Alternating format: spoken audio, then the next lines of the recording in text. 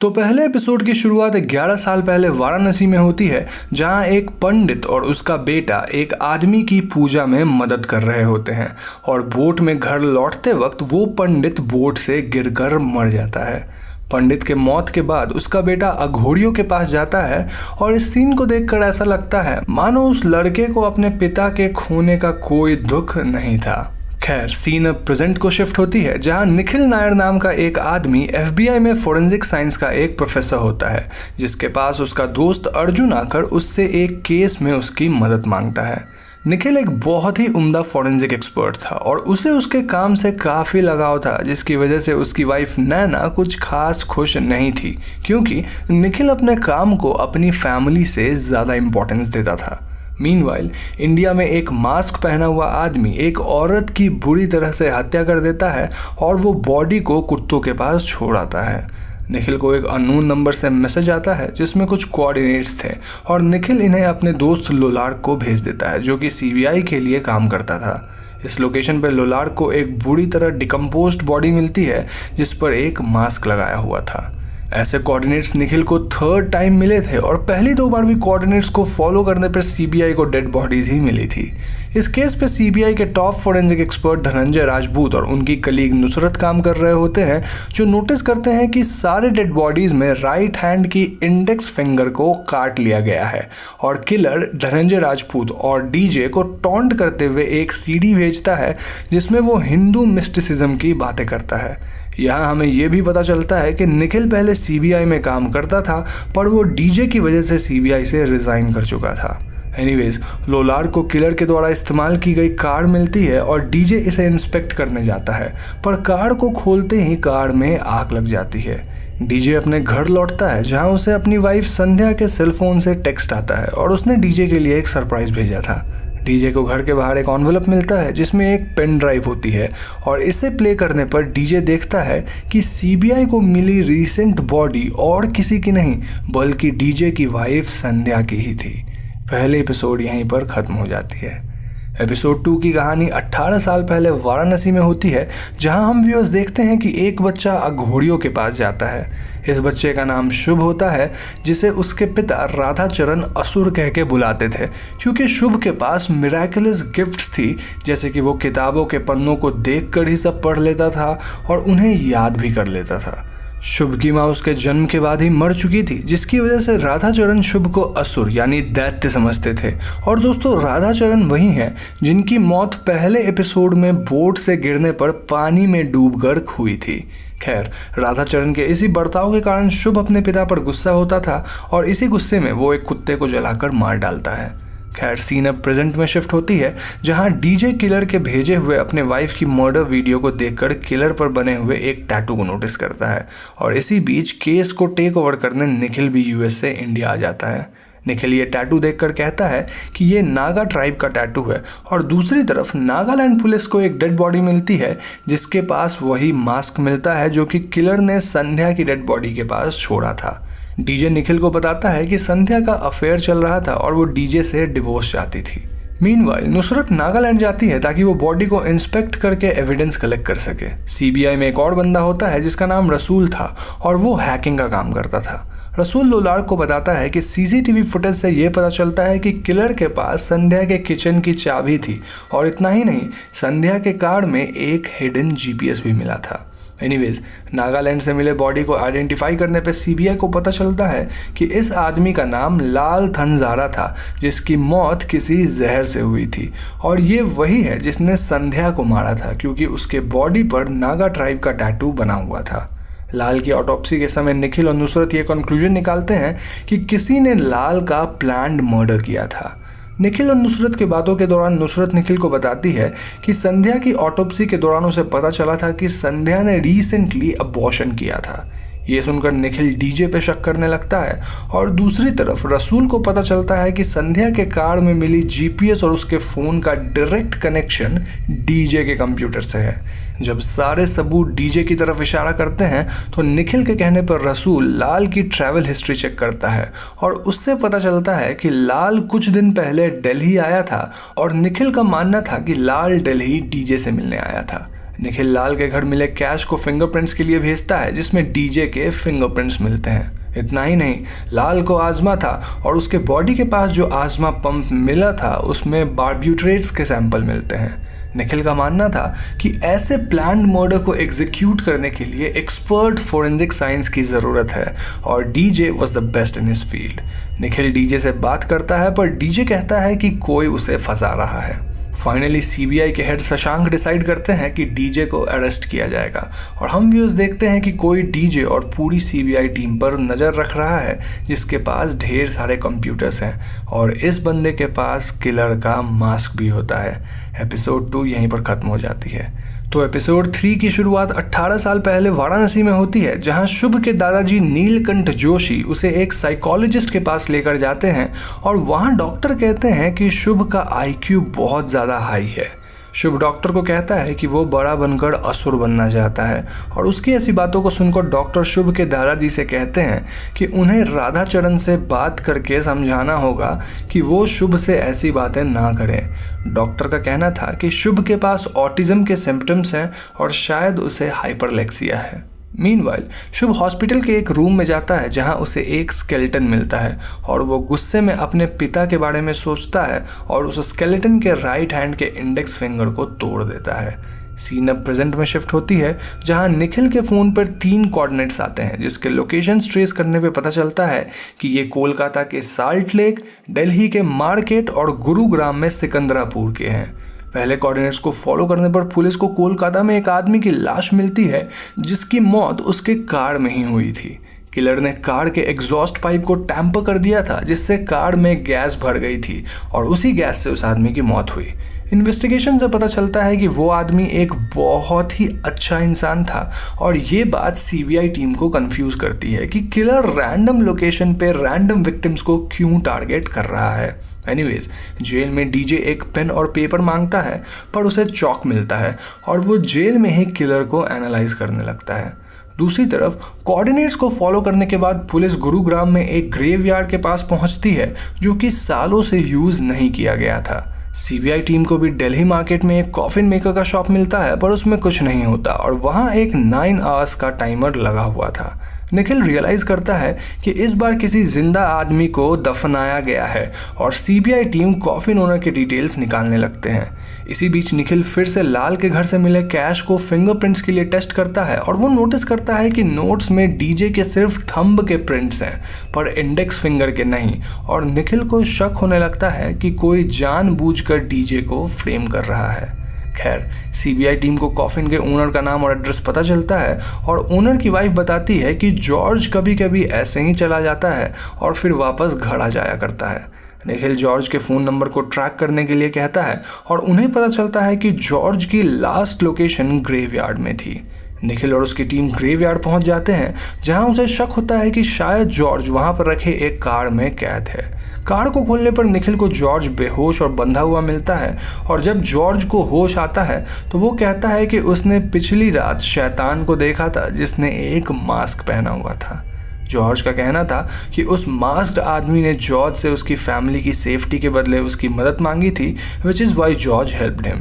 George ने उसके लिए एक 10 फीट का कॉफिन बनाया था जिसमें उस आदमी ने एक जिंदा आदमी को बेहोश करके बंद कर दिया था।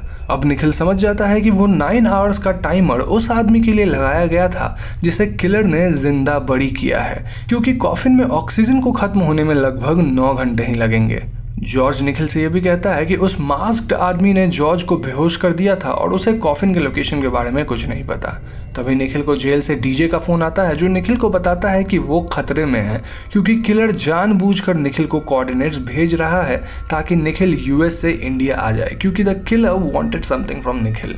निखिल डीजे की बातों को इग्नोर करता है और जॉर्ज को घर भेज देता है। निखिल और उसकी टीम ग्रेवयार्ड में 10 फीट के कॉफिन को ढूंढने लगते हैं और निखिल को ग्रेवयार्ड में ड्रैग मार्क्स दिखते हैं। इस जगह को खोदने पर उन्हें एक कॉफिन मिलता है जिसे खोलने पर कुछ डिस्क्स कॉफिन से शूट होते हैं जो सभी को हिट करते हैं और इनसे सभी लोग बेहोश हो जाते हैं। तभी उस कॉफिन से एक आदमी निकलता है जो कि ऑक्सीजन मास्क पहना हुआ था और हम भी उसको पता चलता है कि शायद यही वो किलर है। अगले सीन में हम निखिल को देख पाते हैं और वो एक रूम में बेहोश पड़ा हुआ था। एपिसोड 3 यहीं पर ख़त्म हो जाती है। अब एपिसोड 4 की शुरुआत 11 साल पहले होती है, जहां हम देखते हैं कि शुभ और राधाचरण ने जिसके लिए पूजा की थी वो और कोई नहीं बल्कि डीजे थे। जब पुलिस को वाराणसी में राधाचरण की बॉडी पानी से मिली तो डीजे ने बॉडी देखकर यह कहा था कि राधाचरण की मौत डूबने से नहीं बल्कि जहर से हुई थी। जब डीजे ने शुभ से बात करने की कोशिश की तो शुभ बहुत ही अजीब बिहेव करता है और वो कर्मा के बारे में बातें करने लगता है।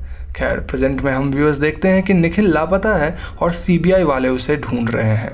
इसी बीच निखिल की वाइफ और बेटी भी इंडिया आ चुके हैं और वो निखिल के लिए वरीड है। दूसरी तरफ जब निखिल को होश आता है तो फ़ोन पर उसकी बात किलर से होती है और उनकी बातों से निखिल को पता चलता है कि किलर निखिल को यूएस से फॉलो कर रहा था। निखिल को किलर ने एक रूम में बंद कर रखा था और किलर निखिल को रिया और नैना के नाम से थ्रेटन करता है। दरअसल किलर चाहता था कि निखिल उसकी मदद करे ताकि वो अभिलाषा चंद्र नाम के एक न्यूरो साइंटिस्ट को मार सके। निखिल हेल्पलेस फील करता है और वो अपने फोरेंसिक साइंस के नॉलेज से किलर को अभिलाषा को मारने में हेल्प करता है। निखिल के प्लान के अनुसार किलर को अभिलाषा के टाइटेनियम टूथ कैप को आयरन टूथ कैप से बदलना होगा, क्योंकि अभिलाषा हर रोज अपने एक्सपेरिमेंट से पहले अपने मशीन्स खुद चेक करती है और आयरन टूथ कैप जब मशीन के मैग्नेटिक फील्ड से इंटरैक्ट करेगा तो वो बुलेट जैसे फंक्शन करेगा। निखिल किलर से ये भी कहता है कि अगर वो बॉडी को पानी में डालेगा तो एविडेंस डाइल्यूट हो जाएगा और किलर ऐसा ही करता है। लोलार को इस बार कोऑर्डिनेट्स आते हैं जिसे फॉलो करने पर सीबीआई टीम को पानी में अभिलाषा की लाश मिलती है, पर क्योंकि ये एक अंडर वाटर क्राइम सीन था तो नुसरत डीजे की मदद चाहती है क्योंकि उनके पास ऐसे केसेस का एक्सपीरियंस नहीं था। लोलार को नुसरत अनऑफिशियली डीजे को जेल से निकलवा कर वहाँ लाते हैं और डीजे कहता है कि ये मर्डर निखिल ने प्लान किया है और इस मर्डर के थ्रू निखिल उन तक एक मैसेज पहुँचाना चाह रहा है। डीजे को ऐसा लगता है क्योंकि निखिल ने डीजे के साथ जो पहला केस सीबीआई ज्वाइन करने के बाद सॉल्व किया था वो असल में एक अंडर वाटर क्राइम सीन में हुआ था। एपिसोड 4 यहीं पर खत्म हो जाती है। एपिसोड 5 की शुरुआत 10 साल पहले वाराणसी में होती है, जहां शुभ को अरेस्ट करके जेल में डाला जाता है और जेल में शुभ अपने मिस्टिसिज्म का ज्ञान जेल के कुछ कैदियों को देता है। जेल में शुभ के कुछ फॉलोअर्स बनने लगते हैं और उनका एक रिलीजियस कल्ट बन जाता है जिसमें लोग ब्लड सैक्रिफाइसेस इत्यादि देने लगते हैं। प्रेजेंट में निखिल किलर से रूम में लगे सीसीटीवी कैमरे के थ्रू सिगरेट्स मांगता है क्योंकि उसके विथड्रॉल सिम्टम्स शुरू होने लगे थे, पर किलर निखिल को कुछ पैरासीटामोल के टैबलेट्स देता है। किलर आकर निखिल से उस कमरे में मिलता भी है और निखिल उसे एनालाइज करने की कोशिश करता है। दूसरी तरफ डीजे जेल में केसर नाम के एक आदमी से मिलता है जो कि एक मोटिवेशनल स्पीकर था और केसर को हिंदू माइथोलॉजी की काफ़ी नॉलेज होती है। सीबीआई के चीफ शशांक ने अनऑफिशियली डीजे को केस पर वापस डाल दिया था और डीजे जेल में ही केस पर काम करने लगता है। डीजे के टीम में समर्थ नाम का एक यंग साइकोलॉजिस्ट भी शामिल होता है जो विक्टिम्स के बीच लिंक ढूंढने के लिए उनके हॉरोस्कोप्स मैच करने के लिए सजेस्ट करता है। मीनवाइल रिया और नैना के लिए पुलिस सिक्योरिटी बढ़ा दी जाती है और लोलार केस पर इन्वेस्टिगेट करते हुए यशवंत नाम के एक रिटायर्ड पुलिस ऑफिसर से मिलता है जिससे उसे शुभ के बारे में पता चलता है। यशवंत लोलार को बताता है कि शुभ ने अपने पिता की हत्या की थी, पर जेल में 2008 में एक फायर की वजह से उसकी और 3 कैदियों की मौत हो गई थी। जब लोलार्क डीजे को शुभ के बारे में बताता है तो डीजे के उस केस के बारे में याद आता है। दोस्तों, जब 10 साल पहले शुभ को अरेस्ट किया गया था तो शुभ ने डीजे को टॉन्ट करते हुए एक तरह से थ्रेटन किया था और डीजे को शक होने लगता है कि शुभ जिंदा है और वही ये मर्डर्स कर रहा है। दूसरी तरफ निखिल उस रूम में टीवी के थ्रू एनालॉग सिग्नल के ट्रांसमिशन की मदद से अपनी लोकेशन को जानने की कोशिश करता है और तभी किलर निखिल को अपना नेक्स्ट टारगेट की पिक्चर और डिटेल्स भेजता है जो कि काफ़ी फेमस बंदा था। एपिसोड 5 की कहानी यहीं पर ख़त्म हो जाती है। तो एपिसोड 6 की कहानी 1 साल पहले कोल्हापुर में शुरू होती है, जहां एक बूढ़ा पेंटर एक असुर काली की पेंटिंग बना रहा होता है और वो अपने पोते को माइथोलॉजी की कहानियां सुनाता है। जब उसका पोता सोने चला जाता है तब एक मास्क्ड आदमी आकर उस पेंटर की हत्या कर देता है और वो किलर किसी मैसेज की बातें करता है। खैर, सीन अब प्रेजेंट में शिफ्ट होती है, जहां किलर निखिल को आदित्य जलान नाम के एक अमीर बंदे को मारने की प्लानिंग करने का असाइनमेंट देता है, पर निखिल का कहना था कि आदित्य को मारना इम्पॉसिबल है क्योंकि इसकी सिक्योरिटी बहुत टाइट है।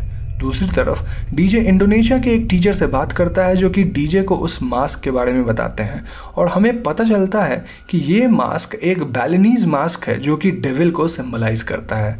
नुसरत भी शुभ के पुराने फोटो पर एज प्रोग्रेशन अप्लाई करके उसके प्रेजेंट शक्ल को सॉफ्टवेयर के थ्रू कंस्ट्रक्ट करने की कोशिश कर रही होती है और लोलार्क शुभ के पास्ट को इन्वेस्टिगेट करते हुए शुभ के दादाजी नीलकंठ जोशी के पास पहुंचता है। नीलकंठ जोशी लोलार्क को शुभ के स्केचबुक्स दिखाते हैं जिसमें शुभ ने बचपन में शैतान, असुर इत्यादि के ड्राइंग्स बनाए थे।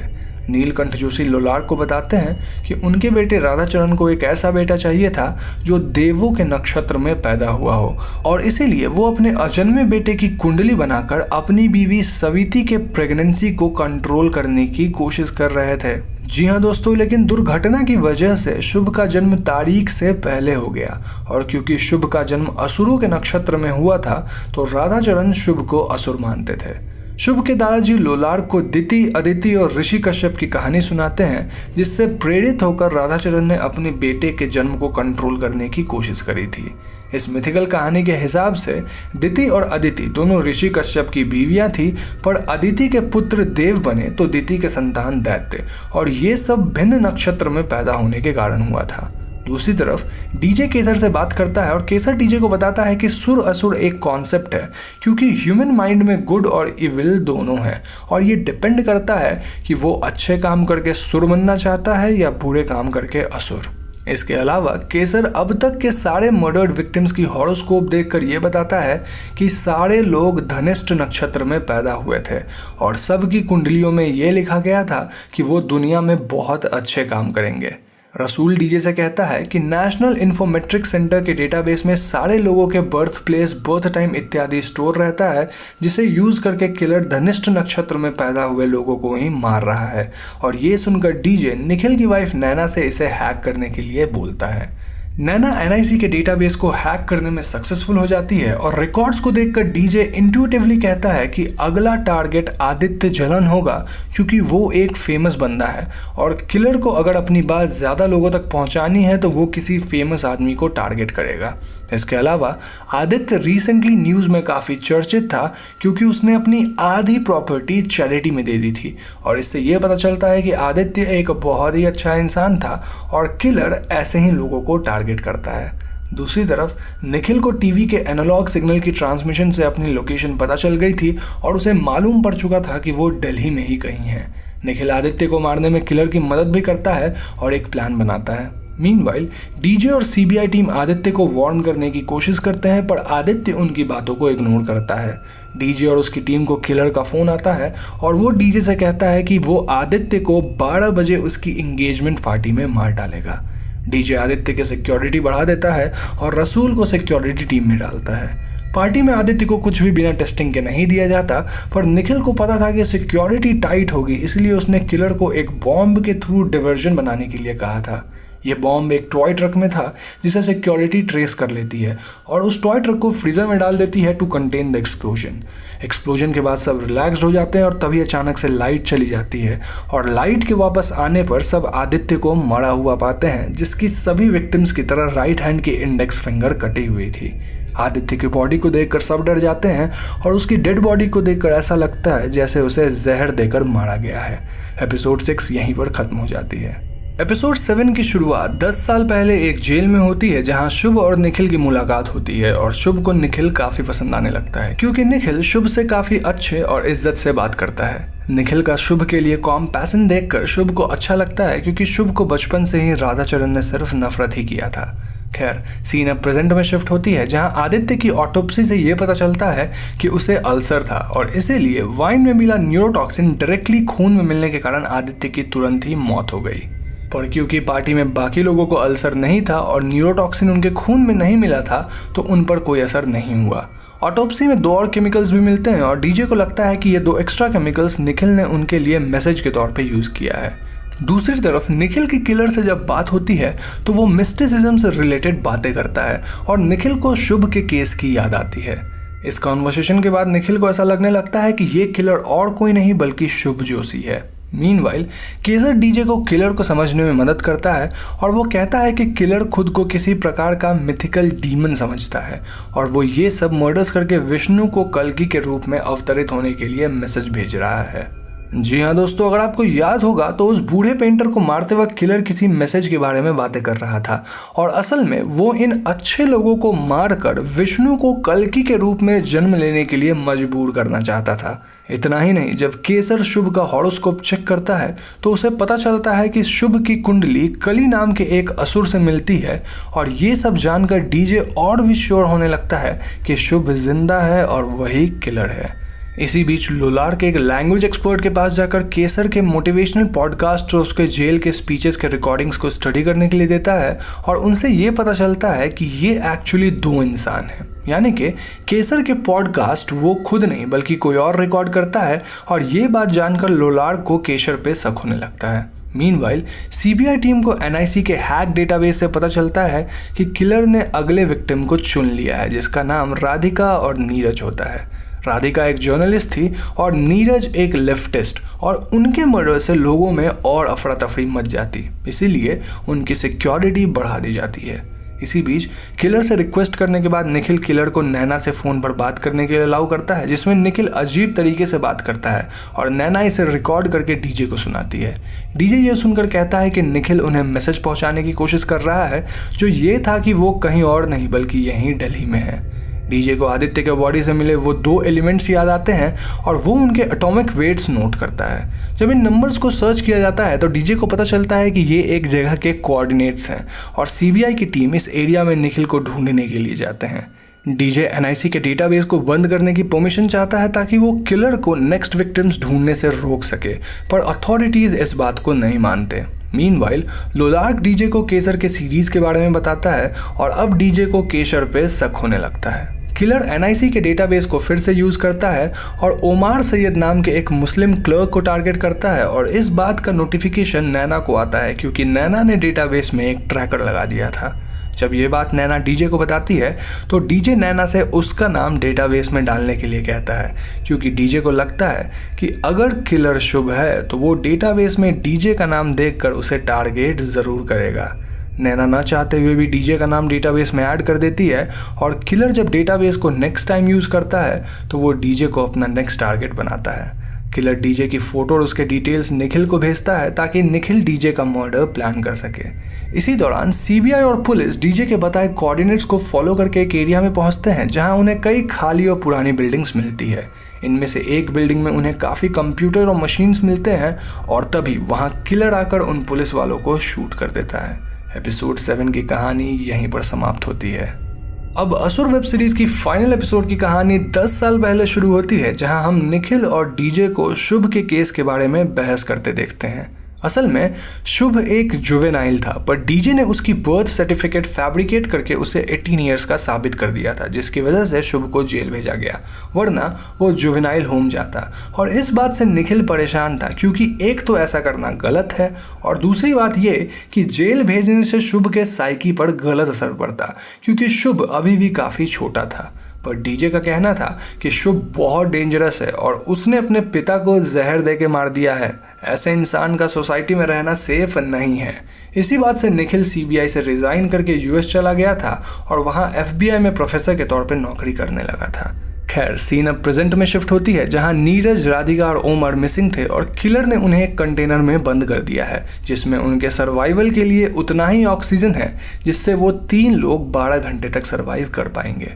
दूसरी तरफ डीजे रसूल और लोलार्क को केसर के घर भेजता है और नैना को रिसर्च करने पे पता चलता है कि केसर का 2008 से पहले कोई एग्जिस्टेंस नहीं था। इसके अलावा केसर ने अपना फेक बर्थ सर्टिफिकेट भी बनवाया था और इस बात से डीजे को लगने लगता है कि केसर ही शुभ है। मीनवाइल किलर निखिल को रिया के नाम से थ्रेटन करता है जिसके बाद निखिल किलर को डीजे को मारने का प्लान बता देता है और किलर प्लान को एग्जीक्यूट करने की तैयारी करने लगता है। इसी बीच निखिल खुद को हर्ट करता है और वो किलर से कहता है कि उसे नोज ब्लीडिंग की प्रॉब्लम है, जिसके बाद किलर निखिल को एक गिलास पानी ला कर देता है। निखिल पानी को फेंक देता है और वो किलर के द्वारा दिए गए पैरासीटामोल टैबलेट्स को क्रश करके एक पाउडर बनाता है। इस पाउडर को निखिल ग्लास के ऊपर ब्लो करके एक प्लास्टिक शीट की मदद से ग्लास पर से किलर की फिंगरप्रिंट्स निकाल लेता है और इसकी मदद से निखिल उस कमरे के लॉक को खोलकर वहां से बाहर निकल जाता है। रूम से बाहर आकर निखिल देखता है कि वहाँ ढेर सारे मशीन्स और कंप्यूटर्स इंस्टॉल्ड हैं और किलर का कोई अता पता नहीं, जो कि डीजे को मारने के लिए जेल जा चुका था। मीनवाइल लोलार्क रसूल के हाथ पे एक बर्न मार्क देखता है और लोलार्क को रसूल पे शक होने लगता है। दूसरी तरफ किलर जेल जा पहुंचता है, जहां वो दूसरे कैदियों के साथ बॉल से खेलने लगता है और जब बॉल बाउंड्री के बाहर चली जाती है तो हम देखते हैं कि एक आदमी आकर उस बॉल को एक्सचेंज कर देता है। इस नए बॉल के अंदर बॉम्ब बनाने का सामान होता है, जिसकी मदद से किलर बॉम्ब बनाकर जेल में डाइवर्जन क्रिएट करना चाहता था और किलर इसी तैयारी में लग जाता है। नैना केसर को एक फिटबिट के थ्रू ट्रैक कर लेती है और उस लोकेशन पे लोलार्क और रसूल पहुंचते हैं, जहां उन्हें केसर एक कार के अंदर मिलता है। सीबीआई टीम केसर को अरेस्ट करती है और तभी लोलार्क को एक कॉल आता है जिसमें उसे एक लीड मिलती है और रसूल लोलार्क के साथ जाना चाहता है। इसी बीच कंटेनर में कैद राधिका, नीरज और ओमर लड़ने लगते हैं क्योंकि ऑक्सीजन का कॉन्सेंट्रेशन कंटेनर में अचानक से गिर जाता है और टाइमर भी तेजी से चलने लगता है। खैर, कार में लोलार्क रसूल से कुछ सवाल जवाब करता है और रसूल के पास्ट के बारे में पूछता है। लोलार्क रसूल से उसके एक फ्रेंड से बात कराने के लिए भी कहता है, पर उसे रसूल के खिलाफ कोई एविडेंस नहीं मिलता।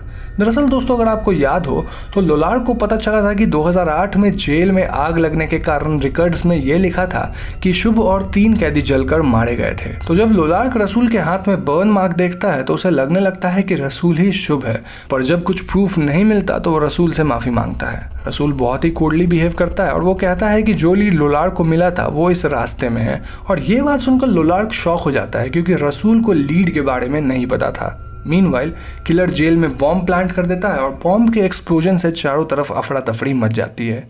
इसी बीच निखिल जेल अथॉरिटीज को फोन करके वार्न करता है, पर सभी वहां पे पैनिक स्टेट में थे क्योंकि वहां अभी जस्ट एक एक्सप्लोजन हुई थी। किलर पुलिस वालों को मार देता है और डीजे के पास आ पहुंचता है, पर डीजे किलर को टैकल करने में सक्सेसफुल होता है और वो उसे एक चेयर पर बांध देता है। किलर और डीजे के कॉन्वर्सेशन से पता चलता है कि शुभ अकेला नहीं है बल्कि उसके कई साथी हैं। दोस्तों, अगर आपको याद होगा तो शुभ ने जेल में एक रिलीजियस कल्ट बना लिया था और मेरा मानना है कि ये किलर शुभ का एक स्टूडेंट है। डीजे इस किलर को इंजर कर देता है और तभी डीजे को सीबीआई चीफ का मैसेज आता है कि सीबीआई टीम ने केसर को पकड़ लिया है। डीजे केसर को ट्रुथ सीरम देकर उससे क्वेश्चनिंग करता है और दूसरी तरफ हम देखते हैं कि रसूल और लोलार्क निखिल को कैद किए जाने वाली जगह पर पहुंचते हैं। तभी लोलार्क की नज़र रसूल के बैग से गिरे एक नोटबुक पर पड़ती है जिसमें लोलार्क को वैसे ही स्केचेस मिलते हैं जैसे कि शुभ के स्केचबुक से मिले थे। रसूल लोलार्क पर प्रहार करता है और उसे एक चेयर में बांध देता है। रसूल लोलार्क को बताता है कि बचपन में एक टीचर ने उसे फेल कर दिया था, जिसकी वजह से रसूल ने उसकी जान ले ली थी, और इसी कॉन्वर्सेशन के दौरान रसूल लोलार्क को बताता है कि उसने उसे पॉइजन दे दिया है। मीनवाइल निखिल एक न्यूज़ चैनल पर राधिका, नीरज और उमार को कंटेनर में सफोकेट करते देखता है और निखिल नुसरत को फ़ोन करता है। तभी केसर डीजे को टॉन्ट करता है और डीजे रिवील करता है कि कैसे उसने शुभ के एज को फैब्रिकेट करके उसे जेल में डाला था, और ये सब कुछ रसूल और लोलार्क कंप्यूटर्स के थ्रू देखते हैं। केसर डीजे से कहता है कि अगर वो 3 पॉइजन पिल्स खा लेगा तो हर एक पिल के बदले केसर डीजे को एक इम्पॉर्टेंट इन्फॉर्मेशन देगा जिससे सीबीआई राधिका, ओमर और नीरज तक पहुंच पाएंगे। डीजे केसर की बात मान लेता है और एक पिल खा लेता है जिससे केसर एक फैक्ट्री का नाम बताता है। डीजे निखिल को फ़ोन करके इस फैक्ट्री का नाम बताता है और निखिल उस लोकेशन पर जाता है। डीजे रसूल को कांटेक्ट करने की कोशिश करता है पर रसूल का फ़ोन स्विच्ड ऑफ आता है। डीजे की हालत ख़राब होने लगती है पर वो सेकंड पिल ले लेता है और केसर डीजे को कंटेनर की लोकेशन बताता है जो कि फैक्ट्री के सी विंग में था। डीजे जैसे तैसे निखिल को कॉल करके ये इन्फॉर्मेशन देता है और निखिल कंटेनर तक पहुंच जाता है। तभी कंटेनर के अंदर राधिका, ओमर और नीरज एक दूसरे से लड़ने लगते हैं और नीरज राधिका को मारना चाहता है ताकि उसके मरने से उन्हें कुछ देर के लिए एक्स्ट्रा ऑक्सीजन मिल जाए। कंटेनर के बाहर निखिल लॉक को खोलने की कोशिश करता है और तभी सीबीआई की एक टीम और नैना वहां आ पहुंचते हैं। नैना लॉक को डिकोड करने की कोशिश करती है और ये सब रसूल और लोलार्क कंप्यूटर्स के थ्रू देख पाते हैं। रसूल नैना को लॉक को डिकोड करने की कोशिश करते देख डर जाता है और वो नैना को फ़ोन लगाता है। रसूल वॉइस मॉडिफायर की मदद से बात करता है जिसकी वजह से उसकी असली आवाज़ सुनाई नहीं देती और रसूल निखिल से बात करना चाहता है। रसूल निखिल से कहता है कि वो नैना को लॉक पर काम करना बंद करने को कहे और निखिल नैना को रोक लेता है। इसके बाद रसूल निखिल को बताता है कि आइदर वो राधिका, नीरज और ओमार को बचा सकता है या फिर रिया को। रसूल यहाँ सुर असुर की बात करता है और निखिल रिया को सैक्रिफाइस कर देता है। दूसरी तरफ केसर भी डीजे से सुर असुर की बात कहता है, पर डीजे थर्ड पिल लेकर खुद को सैक्रिफाइस करने को राजी हो जाता है। डीजे और निखिल केसर और रसूल की बात को रॉन्ग प्रूव कर देते हैं और वो ये साबित करते हैं कि वो असुर नहीं है। रसूल कंटेनर का दरवाज़ा एक प्रोग्राम के थ्रू खोल देता है और वो काफ़ी गुस्सा होता है। लोलार्क रसूल को टॉन्ट करता है और वो कहता है कि शुभ हार गया और रसूल उसे गुस्से में शूट कर देता है। दूसरी तरफ डीजे के लिए डॉक्टर्स आ जाते हैं और हम देखते हैं कि रिया की बेबी सीटर उसे खाने में जहर डाल देती है, जिससे रिया की मौत हो जाती है। मीनवाइल कंटेनर से बाहर निकलकर राधिका नीरज को पुलिस की गन से शूट कर देती है और नैना एंड निखिल को उनके घर पर रिया की डेड बॉडी मिलती है। केसर सीबीआई के कस्टडी में रहता है और सीबीआई को लगता है कि केसर ही शुभ है। इसके अलावा डीजे को अभी के लिए सस्पेंड कर दिया जाता है और नैना निखिल को छोड़कर चली जाती है। 2 वीक्स बाद डीजे निखिल से मिलता है और निखिल डीजे को उसकी बेटी और बाकी सब के लिए ब्लेम करता है, क्योंकि अगर डीजे ने शुभ के साथ गलत नहीं किया होता तो शायद ये सब नहीं होता। रसूल आकर निखिल को ले जाता है और जब रसूल पलट कर डीजे की तरफ देखता है तो दोनों एक इंटेंस आई लॉक शेयर करते हैं।